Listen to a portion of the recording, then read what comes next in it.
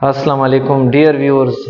आज हम mathematics science का आगाज़ करते हैं। उसमें हमारे KPK टेक्स्ट बुक, उसमें हमारे पास एक्सरसाइज 1.1 से स्टार्ट लेते हैं। स्टेप बाय स्टेप सारे एक्सरसाइज कराऊंगा, ठीक है। आप जो है मतलब है कि इसको साथ साथ हल करते जाए। जो आपके प्रॉब्लम्स हैं उसको आप कमेंट्स बॉक्स में डालें। कोशिश करूँगा कि सारे पार्ट्स अटेम्प्ट करूँ। अगर कोई मतलब है कि क्वेश्चन लेंथी हो जाता है उसमें फिर एक दो पार्ट्स करूँगा। बाकी आपके जो प्रॉब्लम्स है वो आप कमेंट्स बॉक्स में शेयर करें। तो हमारे पास चैप्टर नंबर 1 है मैथमेटिक्स 9th क्लास साइंस की मैथमेटिक्स, ठीक है ना। 9th मैथ्स और एक आर्ट्स वाली होती है और ये साइंस वाली है, ठीक है।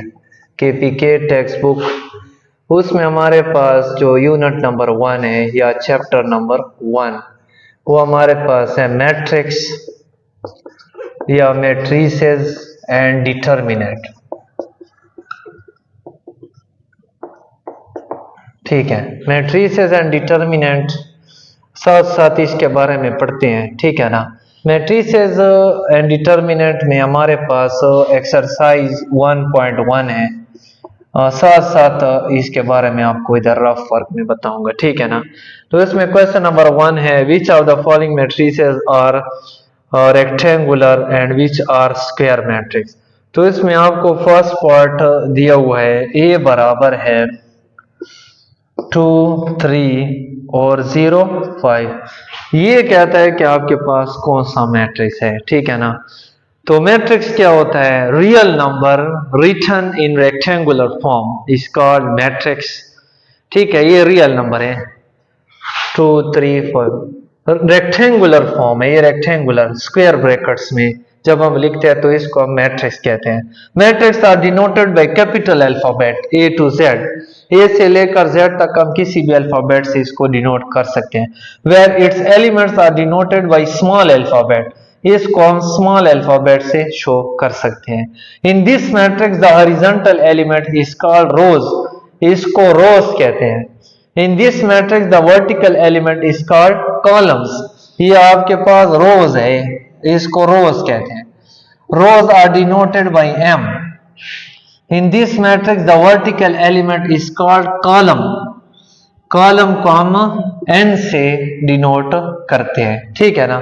तो इसके बाद हमने क्या शो करना है कि which of the following are square, इसमें कौन से स्क्वायर मैट्रिक्स है, एंड विच आर रेक्टेंगुलर, और कौन से रेक्टेंगुलर है। स्क्वायर मैट्रिक्स वो होता है जिसमें नंबर ऑफ रोज और नंबर ऑफ कॉलम्स इक्वल होते हैं, वो स्क्वायर है। रेक्टेंगुलर होता है जिसमें नंबर ऑफ रोज और नंबर ऑफ कॉलम्स इक्वल नहीं होते, वो रेक्टेंगल है। मतलब फर्स्ट ऑफ ऑल हम उसका ऑर्डर निकालते हैं। तो ऑर्डर ऑफ ए, इसका ऑर्डर निकालने के लिए फार्मूला होता है number of rows multiplied by number of column, ये इसके ऑर्डर के लिए फार्मूला है। इसका ऑर्डर चेक करते हैं तो हॉरिजॉन्टल एलिमेंट्स 2 है, 2 क्रॉस 2 इसका ऑर्डर है। तो इसमें number of rows number of columns equal है, तो हमारे पास इधर लिखे सो इट इज कौन सा मैट्रिक्स है, स्क्वायर मैट्रिक्स। ये आपके पास स्क्वायर मैट्रिक्स है, ठीक है। नेक्स्ट हमारे पास सेकंड पार्ट की तरफ जाते हैं। सेकंड पार्ट हमारे पास B इज इक्वल टू, एक मैट्रिक्स है हमारे पास 6, 3, -1, 1, 5, 2, 1, 5, 2, ये आपके पास मैट्रिक्स है। इसका अगर ऑर्डर हम निकाले तो इसका ऑर्डर ऑफ बी फार्मूला है number of rows number of columns, order of B, इसमें 2 रोज और कितने कॉलम्स है 3। तो number of rows number of columns equal नहीं है, तो कौन सा है, इट इज रेक्टेंगुलर मैट्रिक्स। ये कौन सा मैट्रिक्स है, रेक्टेंगुलर मैट्रिक्स है, ठीक है। रोज और कॉलम्स इक्वल नहीं है। First of all order find करना मस्ट है, ठीक है। थर्ड पार्ट की तरफ आते हैं। इसका तीसरा पार्ट है C इज इक्वल टू, हमारे पास है 1, 0, 0, 0, 2, 0 एंड 0, 0, 1, ये आपके पास एक मैट्रिक्स है, ठीक है। इसका ऑर्डर निकालते हैं। फार्मूला तो आपको पता है, number of rows number of columns है। ऑर्डर ऑफ सी, इसमें हमारे पास क्या है, 3 रोज एंड 3 कॉलम्स है। तो number of rows number of columns equal है, तो ये भी आपके पास स्क्वायर मैट्रिक्स है, ये भी स्क्वायर है। तो ये हमारे पास क्वेश्चन नंबर 1 है। क्वेश्चन नंबर 2 में हमारे पास कहते हैं कि फाइंड द ऑर्डर, इसका ऑर्डर फाइंड करें। तो ऑर्डर तो अभी हमने फार्मूला भी पढ़ा है। फर्स्ट पार्ट की तरफ देखते हैं। फर्स्ट पार्ट हमारे पास है 1 2 -1 और 3 4 2। ये आपके पास एक मैट्रिक्स है, ठीक है। इसका ऑर्डर फाइंड करते हैं। तो ऑर्डर के लिए फार्मूला होता है number of rows number of column. तो इसमें 2 रोज है और 3 कॉलम है, ये इसका आपके पास ऑर्डर है।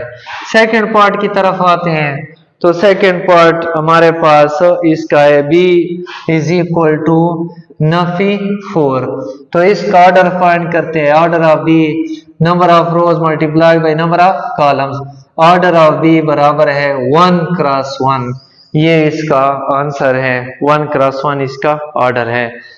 नेक्स्ट थर्ड पार्ट की तरफ आते हैं। तीसरा इसका पार्ट है C इज इक्वल टू, इसका थर्ड पार्ट हमारे पास है 2 3 -1 1 to 5 1 to 5। Order of C formula होता है number of rows number of column. Order of C 2 cross 3, ये 2 रोज और कॉलम्स हैं। इसको 2 by 2 भी कह सकते हैं, एक चीज है 2 क्रॉस 3 और 2 by 2, ये इसका ऑर्डर है। और एलिमेंट्स फाइंड करने के लिए इसको मल्टीप्लाई करेंगे तो 3 to 6 इसके एलिमेंट आ जाएंगे। अगर आप एलिमेंट्स फाइंड करते हैं तो इसके ऑर्डर को मल्टीप्लाई करेंगे, अदरवाइज इस तरह पड़ा रहेगा, ठीक है ना। चौथे पार्ट की तरफ आते हैं। इसका फोर्थ पार्ट हमारे पास है f is equal to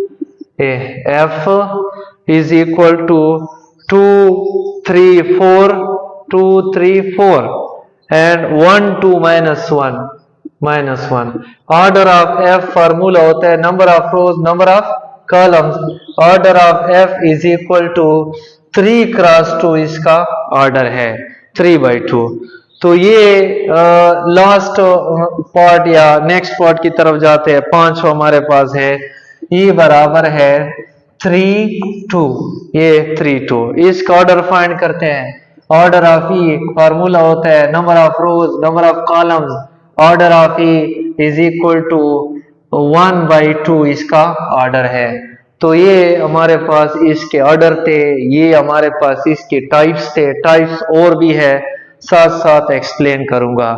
next question number 3 की तरफ जाते हैं। नेक्स्ट क्वेश्चन नंबर 3 है। 3 में है हमारे पास एक मैट्रिक्स आपको गिवन है। Question number 3, A is equal to, ये एक मैट्रिक्स है हमारे पास 3 2 -4 3 2 -4 -2 5 0 5 0 2 1 5 और -3 4 6, ये आपके पास एक मैट्रिक्स है, ठीक है ना। तो इसमें कहता है list out given the elements, आपको एलिमेंट्स गिवन है। फर्स्ट पार्ट में है A12 कौन सा एलिमेंट है। तो याद रखें कि हमारे पास इधर आपको लिखता हूं A12 है ना, तो पहला रो को जाहिर करता है और दूसरा कॉलम को, ये इसकी पोजीशन बताता है। A12 का मतलब फर्स्ट रो में और दूसरे कॉलम में कौन सा एलिमेंट पड़ा हुआ है, तो आपको क्लियर नजर आ रहा है फर्स्ट रो सेकंड कॉलम तो 2 पड़ा हुआ है, ठीक है ना। तो इस तरह आपने मतलब है कि हल करना है, ठीक है ना। तो नेक्स्ट हमारे पास सेकंड है A23, सेकंड इसका पार्ट है A23। Second row third column क्या पड़ा हुआ है 0, ये 0 आ जाएगा, ठीक है। तो सेकंड रो में third second row third column 0 पड़ा हुआ है, ठीक है। नेक्स्ट इसका पार्ट देखते हैं A32 में हमारे पास थर्ड रो सेकंड कॉलम तो क्या पड़ा हुआ है 1। चौथा पार्ट इसका चेक करते हैं। चौथे में आपके पास है A43 4 3 क्या पड़ा हुआ है 6, तो ये भी हमारे पास 4 3 आ जाएगा। ए 1 3 पांचवा 1 3, ए 1 3 क्या पड़ा हुआ है -4, तो इसमें -4 पड़ा हुआ है, ठीक है ना।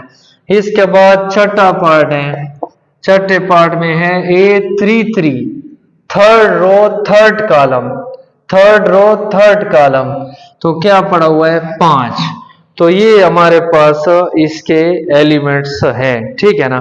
क्वेश्चन नंबर 4 में कहते हैं which of the following are equal, कौन से मैट्रिसेस इक्वल है, क्वेश्चन नंबर 4। तो इक्वल तो आपको पता है जिसमें करस्पॉन्डिंग एलिमेंट्स और रोज कॉलम है बराबर है, जिस तरह आपके पास है 1 5 2 3 1 5 2 3, ये दोनों के ऑर्डर एक तो सेम है, इसका 2 by 2 है, इसका भी 2 by 2 है। दूसरी बात यह है कि करस्पॉन्डिंग ए 1 है तो इधर भी 1 हो, ए 5 है तो ए भी 5, इसको करस्पॉन्डिंग एलिमेंट्स कहते हैं। ए 3 है तो ए भी 3, तो ये सारी चीजें इक्वल हैं, तो फिर हम कह सकते हैं कि ये इसके कॉन्ग्रेंट है। अगर एक एलिमेंट या ऑर्डर वगैरह चेंज है तो ये फिर आपके पास इक्वलेंट नहीं होगा, ये उसका सैंपल है। तो क्वेश्चन नंबर 4 में कहते हैं which of the following are equivalent, तो देखे ना क्लियर आपको नजर आ रहा है कि ए आपके पास है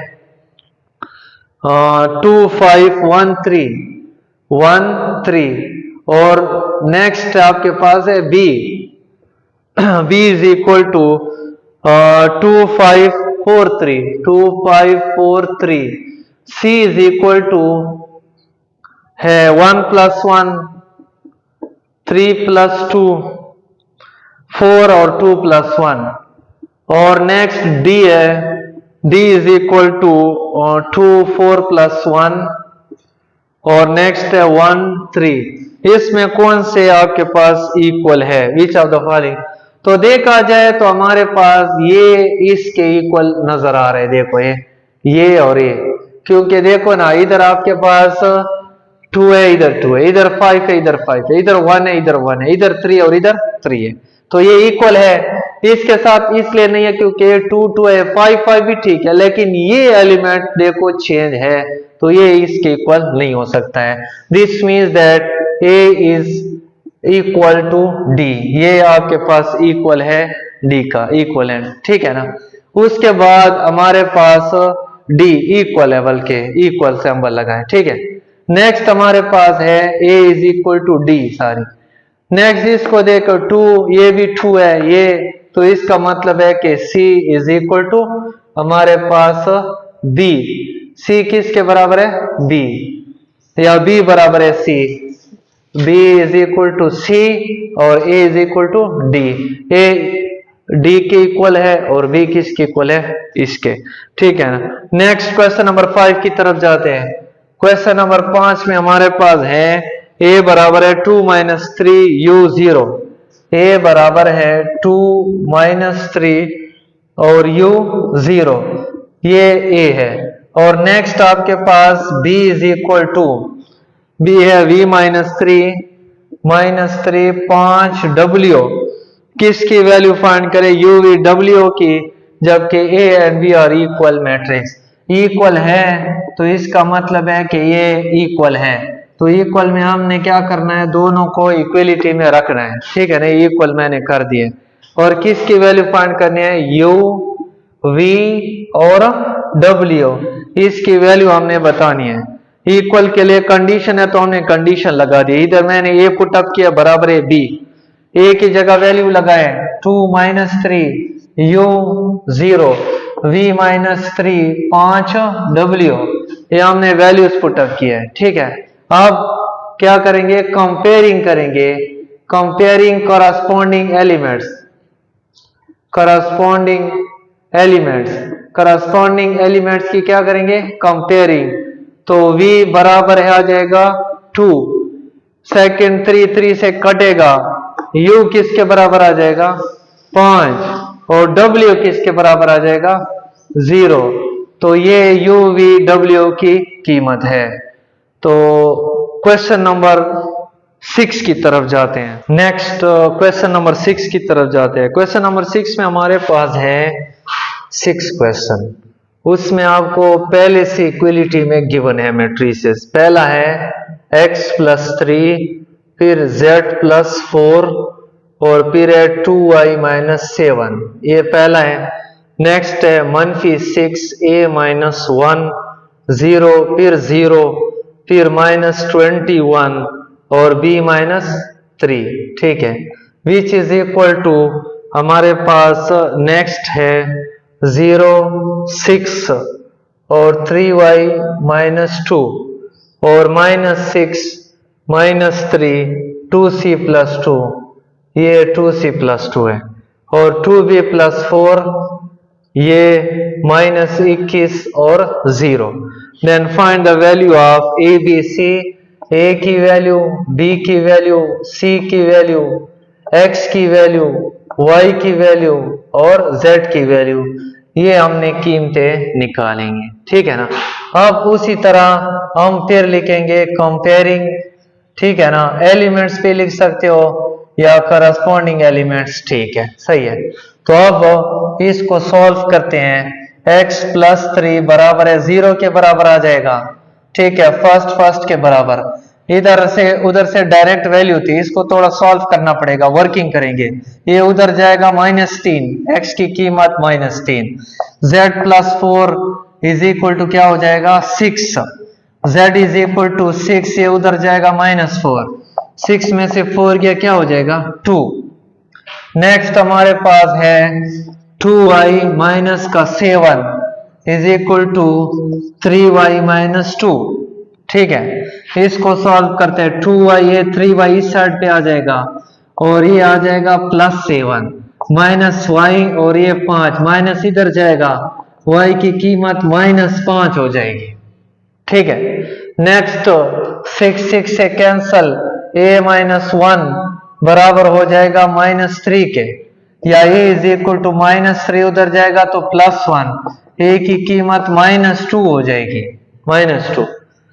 या नेक्स्ट है 2c+2 बराबर है 0 के बराबर, 2c इज इक्वल टू -2, दोनों तरफ 2 पे डिवाइड करें, कैंसल, तो हमारे पास c की कीमत -1 आ जाएगी, ठीक है।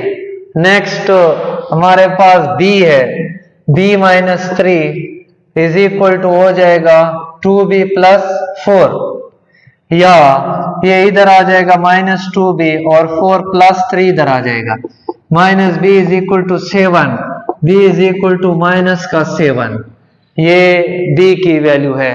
इसको इसके बराबर और इसको इसके बराबर, ये तो बराबर है, तो इसका मतलब है कि हमारे पास जितनी वैल्यूज है वो आ गई हैं, x, y, z और a, b, c, सारी वैल्यूज हमारे पास आ गई है। नेक्स्ट लास्ट क्वेश्चन है 7, थोड़ा टिपिकल है, ठीक है ना।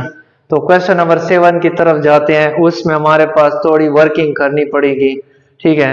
a+b और बराबर है b+2c और इसके बाद है 2c+d और नेक्स्ट हमारे पास है 2a-d इज इक्वल टू आ जाएगा -1 4 और 8 0। ये आपके पास वैल्यूज है, ठीक है ना, मैट्रिसेस है। Find the value of a, b, c और d, ये वैल्यूज आपने फाइंड करने हैं। वैल्यूज फाइंड करने के लिए फिर आप लिखेंगे कंपेयरिंग एलिमेंट्स। हम क्या करेंगे, कंपेयरिंग करेंगे एलिमेंट्स की।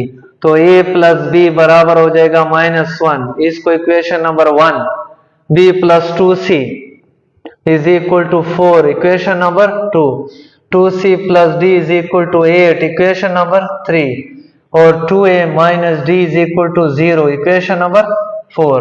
अब इधर इक्वेशन बनेगी, उसकी वजह यह है कि हमारे पास रीजन ये है कि इधर से पहले जो क्वेश्चन था, क्वेश्चन नंबर हमारे पास 4 5 सारी, उसमें हमने डायरेक्ट कंपेयर किया, डायरेक्ट वैल्यू आ गई है। क्वेश्चन नंबर 6 थोड़ा उससे मजीद मुश्किल था, उसमें हमने वर्किंग कर दी है। इसमें तो हमारे पास वैल्यू आ भी नहीं रही है, इक्वेशन बन रही है। अब ये क्वेश्चन अक्सर मतलब है स्टूडेंट है इसको रट लेते हैं। इसका सही आपको प्रॉपर मेथड बताता हूँ। प्रॉपर मेथड ये है कि हमने देखो ना, इसको सॉल्व करने के लिए हमने इसको ऐड या सब्ट्रैक्ट करना पड़ता है, ठीक है ना। तो a प्लस बी बराबर है -1, b प्लस 2c 4 के बराबर है।